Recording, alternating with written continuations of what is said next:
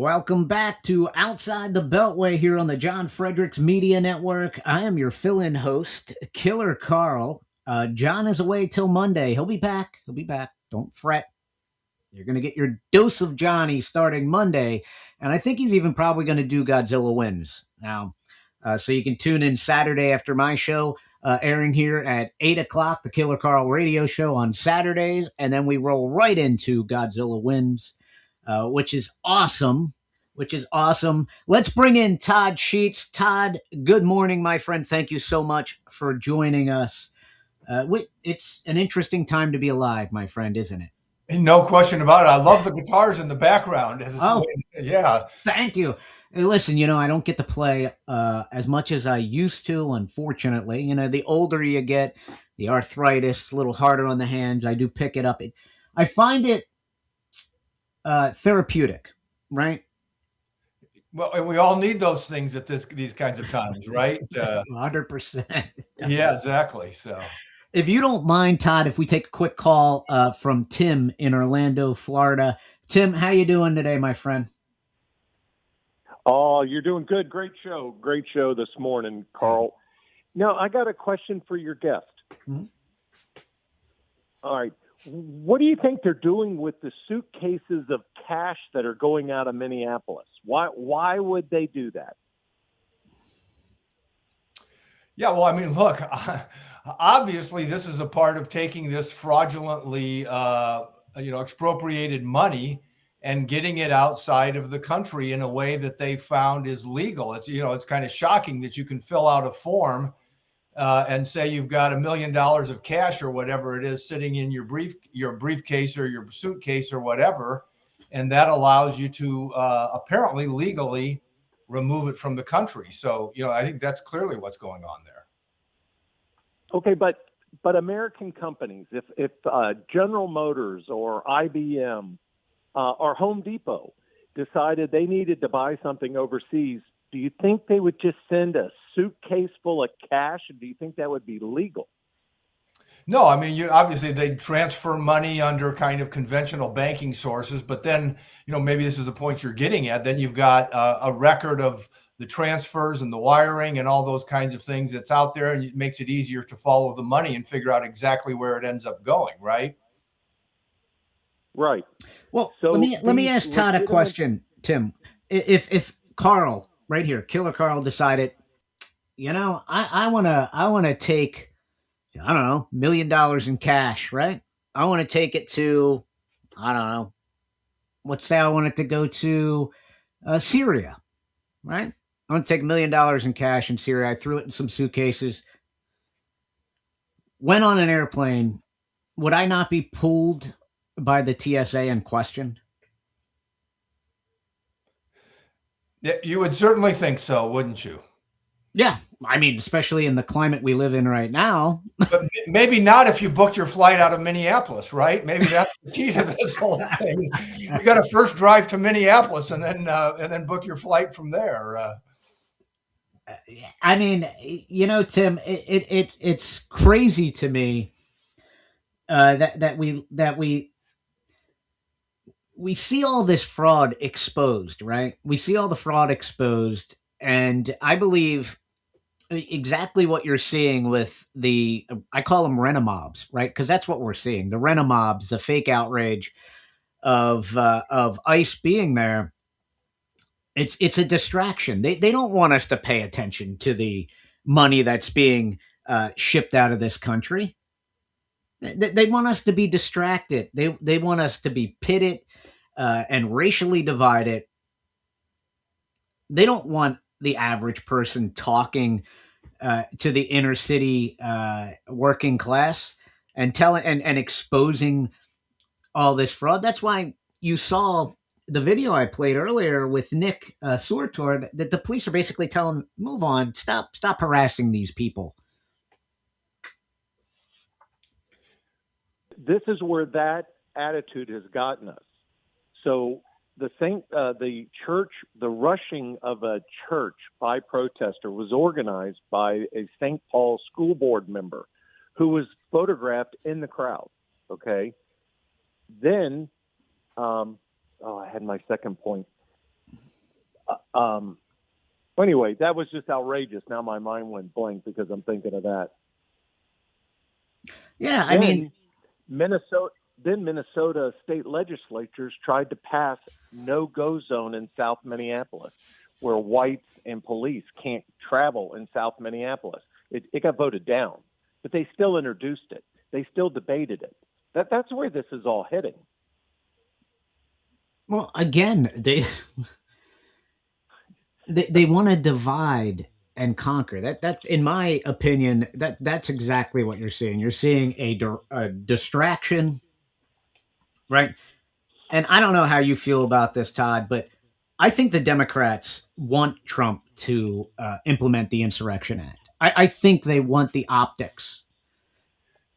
Yeah, I think, look, uh, clearly, if what they really cared about was the safety and the security of all the people in Minneapolis and Minnesota, first, you would not be inciting innocent civilians, many of whom have no idea, obviously, of what they're getting themselves into, which is what we saw in the situation with Ms. Good, uh, into going down into these situations, confronting, heckling, and trying to disturb and prevent the law enforcement officials from doing the job that they were sent to do there. It'd be one thing if you said, hey, if you want to protest, go down, be a part of the peaceful marches, but do not get involved and try and disturb or keep these people from doing their jobs.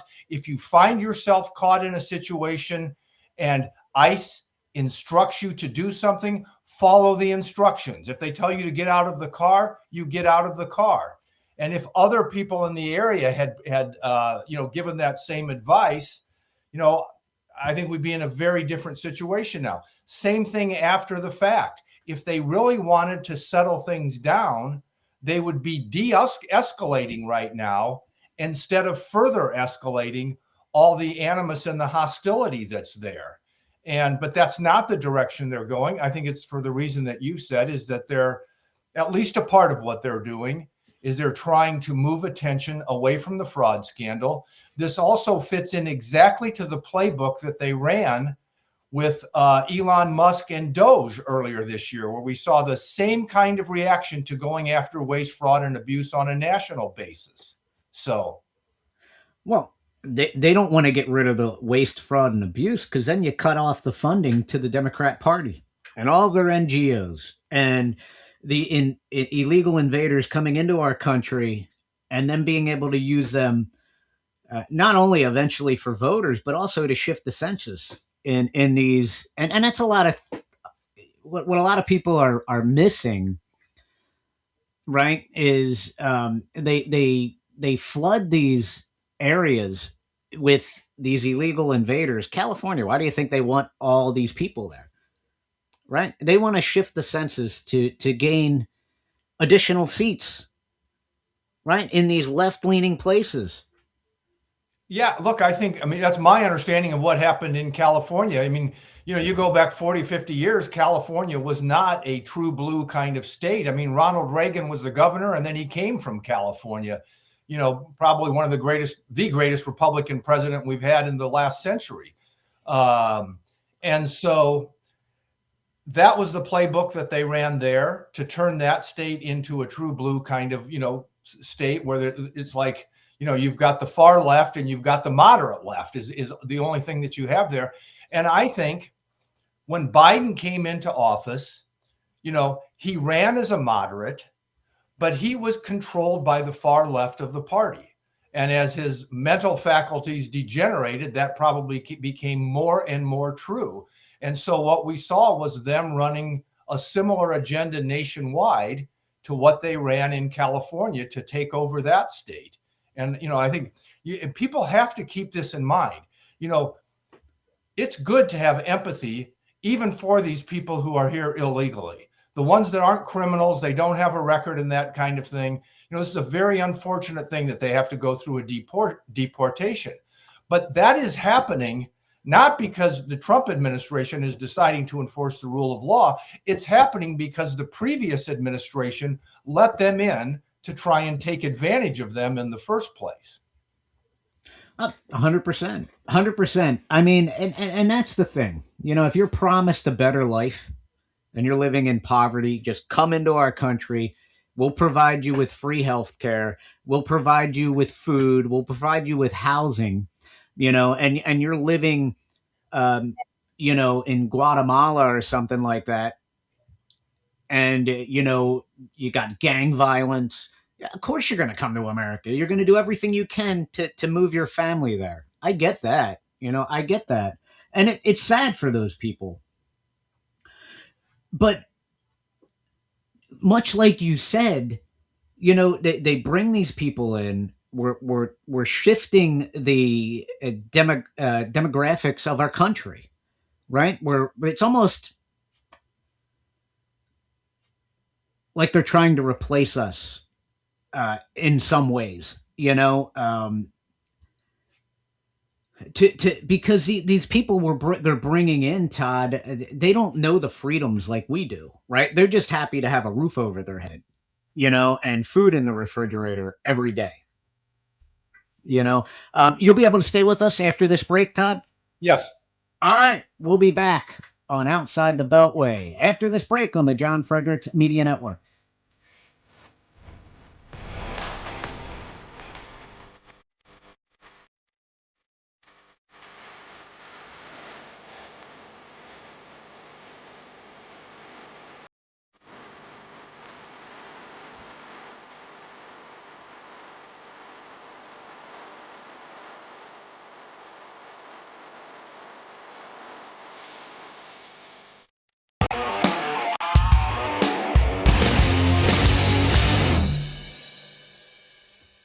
You're on Outside the Beltway on the John Fredericks Media Network. John is on vacation right now. He will be back Monday, right? But I'm your humble fill-in host, Killer Carl. Let's take a minute just to talk about Healthy Cell, right? In the age of social media and nonstop news, you got to have a clear head. And how do you do that? I love Healthy Cell, Focus, and Recall. You can see I have it right here. Take it every day before I go on the air or do my podcast. Why? Because I want to have a clear head. And you can get some yourself. Go to healthycell.com /Godzilla, promo code Godzilla. You can save some money today. Go there. Have a clear head. Why wouldn't you use this stuff? They have the most amazing gel technology that just goes straight into your body, absorbs into your body. You're going to love it. Go to healthycell.com /Godzilla today. Now, Todd, do we ever get to the bottom of this fraud in Minnesota, in your opinion? Well, I think we're going to get a lot closer than we've come so far, and I think we're going to get a lot farther along with it than we did with Doge. I mean, unfortunately, because Elon had these businesses that he had to run and take care of and make sure that they didn't implode while they were being attacked during his time, he had to withdraw and go back and focus on that, which is very understandable. But, now we've got the raw evidence sitting there. We know how big this potentially is. I think that they're definitely going to go in. I don't think that they're going to be deterred from digging through this and finding everything that they can.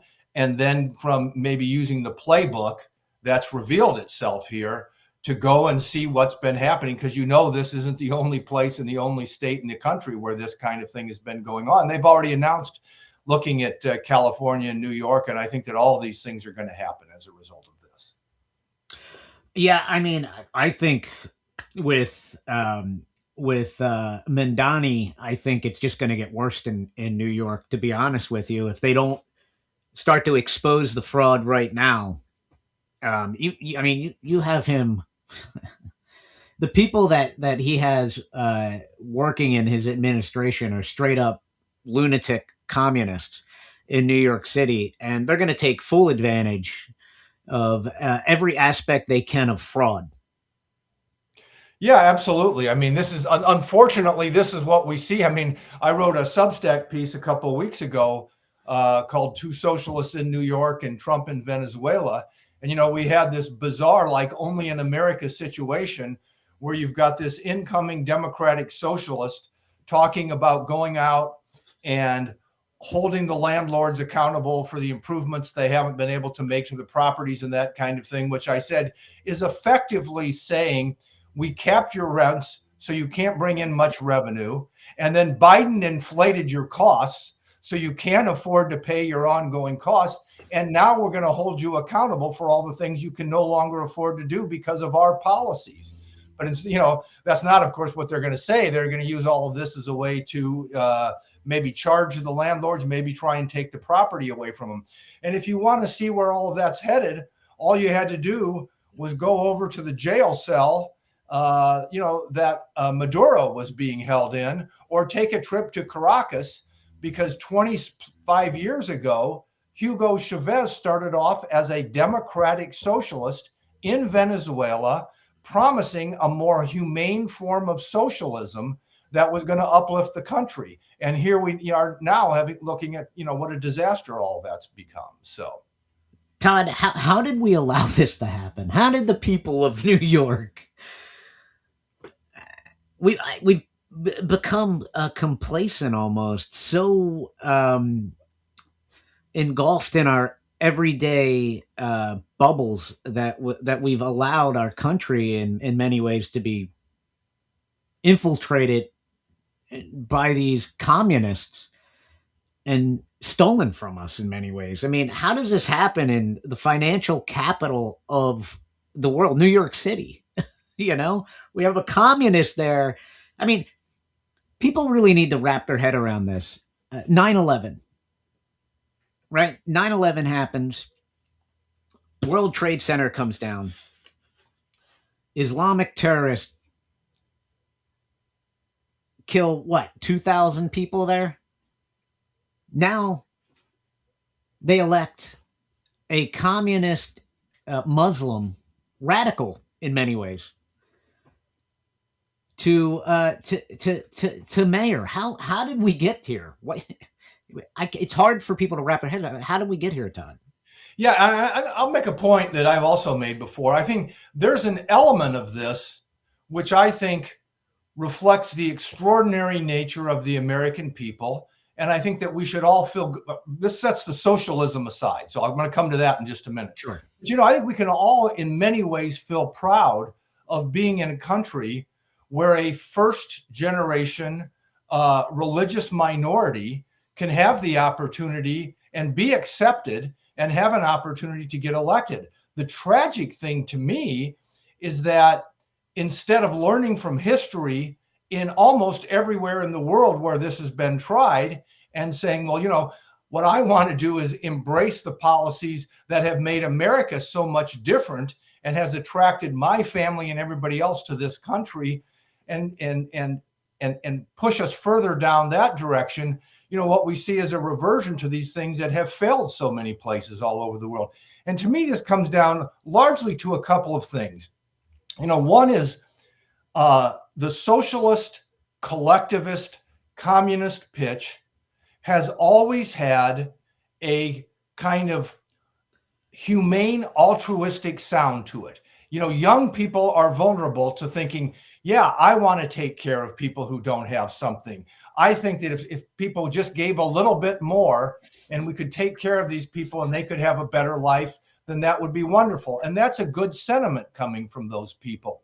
But unfortunately, what we need to do is combine that sentiment with an educational system that shows how you really help lift people up out of poverty and into a better life, and how you do that for a society. And if we had that in the educational system, instead of having it controlled by people who tend to be very far left, socialist or communist leaning in their beliefs, what these kids would be learning is, yeah, this stuff sounds great, but if you explore the history of the last 150 years, for everywhere from the Soviet Union in Eastern Europe to China in Asia to Venezuela and Cuba in South America, what you're going to find is that as good as it sounds, it ends up a disaster every time.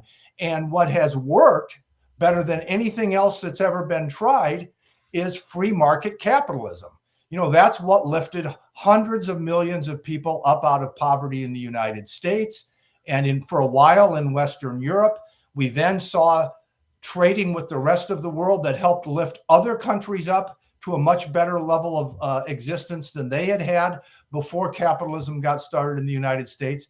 But, that's not what these people want to teach our kids. And so you get them into an educational system that's dominated by this far left messaging. And you come out with people where their natural empathy and want to help other people is taken advantage of by people who should know better. Yeah, 100% agree with you.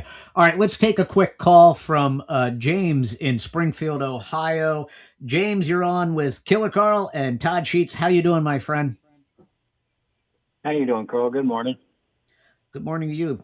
Yeah, I was listening to you and your guest, and of course, I'm Springfield, Ohio. Of course, the TPS ends here February 3rd, and so it's going to be after that they got a little cushion before they have to self-deport or before ICE actually comes in here. But as far as like the fraud thing with the Somalians, because Ohio is the second largest population of the Somalians, and they're estimating that same fraud scam kind of thing with the daycare centers and the non-emergency transportation thing may even end up being larger numbers here in Ohio than it was in Minnesota. I believe it. Now, James, you're in Springfield.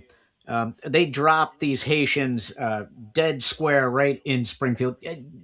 Tell us how it's affected the average person life in Springfield, from them just pouring in all these Haitians to now. Well, I mean, it's various things. Probably the most common situation that we all have to be affected by is their poor driving skills. We have the highest accident rate in the state per capita, and insurance here is higher than just about anywhere else in the state because of all the accidents. I mean, it's daily with the Haitians. It's several times a day, and I've never seen so many flipped over cars in all my life. And then if you want to get into something more serious, a lot of the American-born citizens, which we call legacy or heritage citizens is what they're calling them here, is the fact that they're priced out of their homes if they rent. And all these Haitians, they live in bunkhouses, so they're our rent around here for a 2-bedroom house used to be right around $650 a month. Now it's right around between $1,500 and $1,800 a month. Because, James, hold for a minute. We're going to take a quick break and hold your thought. We'll be back after this message on the John Fredericks Radio Network on Outside the Beltway.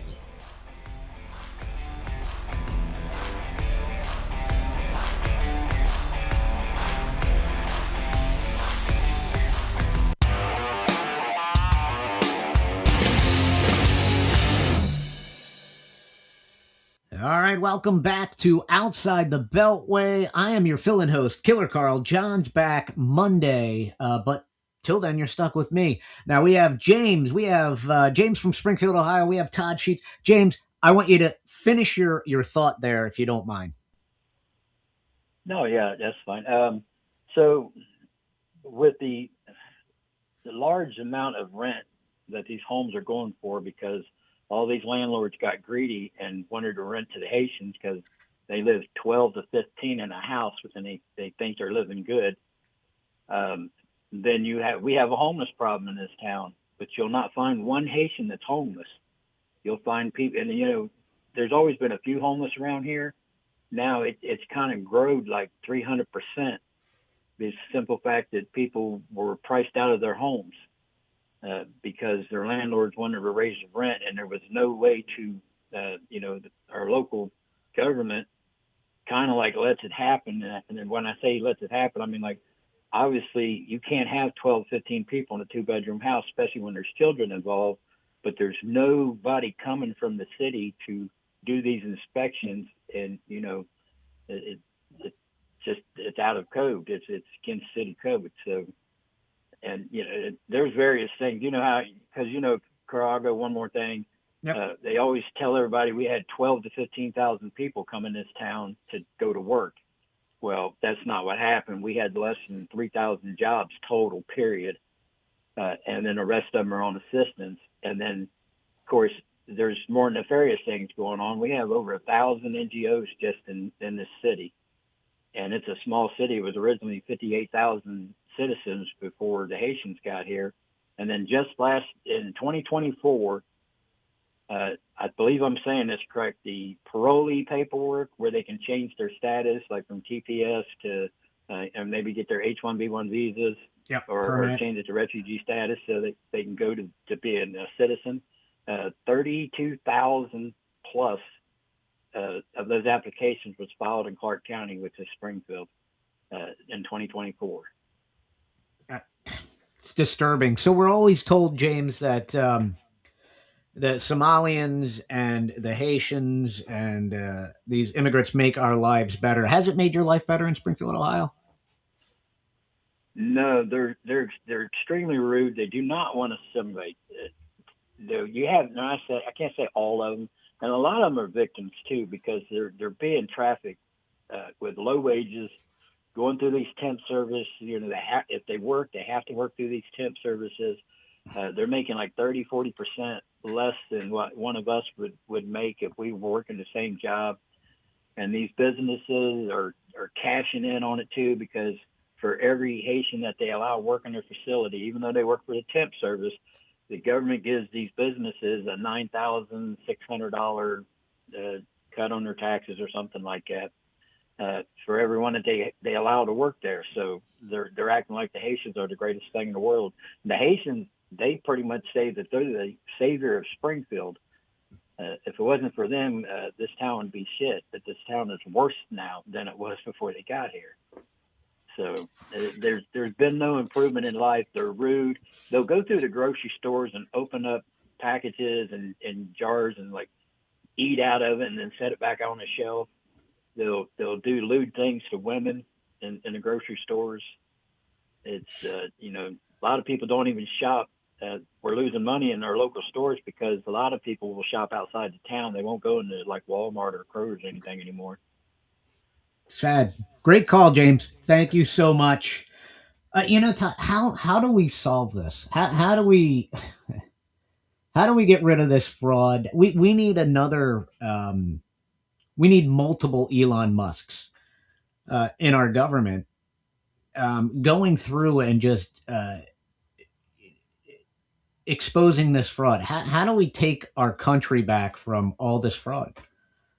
Yeah, well, I mean, I think we obviously need to have, a very thorough Doge-like investigation, which I think at some level we are going to get now because of what's been exposed in Minnesota. On top of that, I think the other thing that we've got to talk about is we've just had an underperforming economy for the last 20 to 25 years. And we had a massive immigration problem under Biden. But outside of that, the bigger issue from my perspective is we've had a growth problem. And if you have a healthy, growing economy where people are doing better, more and more jobs are being created, then you've got room to assimilate new immigrants into the country, where they come here to work and they become a part of the system and they contribute to the system. And this is another thing that's been one of the big failures of the last 20 to 25 years is we've gone down a series of policies. We've gone away from what worked.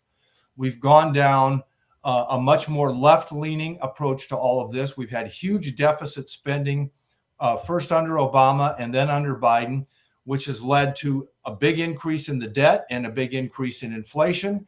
And none of it has produced the kind of job growth that it was supposed to produce, when they sold everybody on taking those actions. And so that, to me, is the biggest thing that we've got to do here is get this economy turned around so that it is growing, jobs are being created, and all of America is benefiting in the increasing wages and those kinds of things that comes from that economic growth. If that happens, then we can start allowing immigration to happen again, because and the businesses are going to need it at some point. If you get growing 3.5, 4% a year, and it stays at those levels above inflation, there's going to be so much demand for employment that the businesses are going to be, saying, hey, we've got to let more people in who want to come here to work. And I think that's the critical factor. Yeah. So do you think, I mean, this is the way I feel about it, but I'd like to get your opinion. I feel like we need to pause all H-1B visas. I feel like we need to pause all immigration into this country till we get our heads wrapped around, the fraud problem, immigration problem, and also the economy and the investments that are being made by other countries to build factories here, like Honda, Toyota, and all the other ones. We need to get American people back to work. Yeah, and I think, the good news is the unemployment rate is relatively low right now. We're down in the low 4% range. It doesn't take that much. I think this stuff is, there's a very good chance that this is going to happen much more quickly than we expect. And then I think, there clearly is room, to bring in really talented people who can contribute. We've got a lot of people in Silicon Valley who came here from other countries. They have founded and led companies that have grown, that have created a lot of high-paying jobs. Those companies and those people earning that money, they pay taxes, which contribute to the system. So we just need to get back to healthy immigration. And I don't think we're that far away from that happening, if we can get the economy growing again. And we've already seen signs that that's getting started here.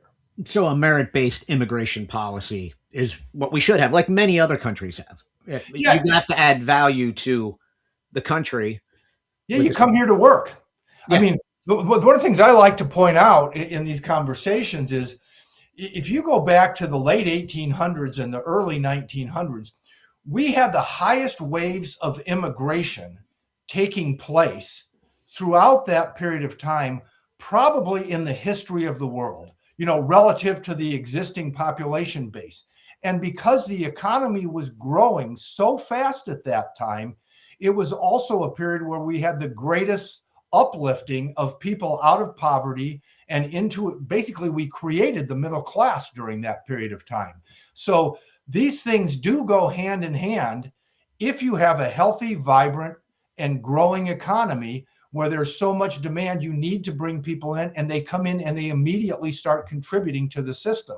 That's the thing that we've been missing. We talk about the last 4 years when you're running a playbook where it's a political opportunity to bring people in and put them on a benefit program that then gets them to vote for the Democratic Party, as opposed to attracting them because there's an economic opportunity to get a job and work hard to have a better life than you could in the place that you came from. And while you're doing all that, you are contributing to the additional growth of the economy. Do you see the economy growing prior to the midterms so that the American people can begin to feel the economic boom of the Trump economy? Yeah, I think that there's a very good chance. We can't tell for sure, but we look at the GDP numbers that came in the third and fourth quarter. They were very high, and with growth at those levels, we should start seeing some significant job growth happening, hopefully within the next quarter or two. I think by the second quarter, there's a very good chance that we'll see a very strong, vibrant level of job growth, which is what needs to happen so that these economic numbers get translated into what people really care about and they can relate to. If they're just hearing statistics, that's not going to help anybody. But if they see new businesses and new jobs being formed and demand for workers and opportunities to get back to work and get back to building a better life for themselves, then we're going to have a big impact from that. And we need these cost of living prices to come down. That's part of it too. And we're starting to see it as far as gas, as far as, gas coming down, as far as prices at the grocery store coming down. But there's still that little bit of inflation in even construction goods. Yeah, no question. And I think that's something that it's a lot of people don't understand. It's like, if you, let's just say you've got, your income is, let's just pick a number simple, $1,000 a month, and your expenses are $1,000 a month. And the Biden administration comes along and we have this huge growth in inflation. And so now all of a sudden your income is still $1,000 a month, but your expenses are, let's just say $1,500 a month. You've got an affordability problem. And now, even if the rate of inflation comes down, which means, let's say it goes from 9% back down to 3%, so it's not going up as fast as it was, well, that's at least better than it had been, but you're still growing on top of that $1,500, which you can't afford in the first place. And I think that's where this frustration about, these continued levels of inflation bothering people. We've got to get the incomes growing faster, and we've got to bring that rate of inflation down also. Now, a lot of people racked up a lot of credit card debt under the Biden administration because of exactly what you were talking about, right? Yeah. What are your thoughts on President Trump wanting to cap credit card interest rates at 10%? And do you think that will happen? I think it might happen. I think longer term, it's not a good idea. I mean, what ends up happening is you just cut off sources of credit for people. Because if, some people who are not in pristine credit rating levels, that may be the only access to credit they have. And even at the rates that they're at right now, which are high, that still might be lower than they could borrow money from anybody else at. And so if you putting a 10% cap is like a price cap. Those things just tend not to work. You end up with shortages of whatever you're putting the price cap on. And in this case, it would be the shortages of financing available to lower credit rated people. So yeah, the restriction of credit. Yeah. All right, Todd, tell everybody where they can find you. Yeah, so I write a weekly Substack piece called On Wealth and Progress. If you go to Substack and Google my name, Todd Sheets, or you go to search for On Wealth and Progress, you'll find it. It's free. It's kind of trying to give back. I had the good fortune to live the American dream, and now I have an opportunity to give something back. And I do a weekly podcast by the same name, On Wealth and Progress, that you can get on YouTube or Spotify or any of the major places. So yeah, I love it. I actually follow you on YouTube. Great information there. All right, stay tuned. Dave Bratt coming up next. And I'll see you here tomorrow, 6 a.m. Stay tuned to the John Fredericks Radio Network all day long.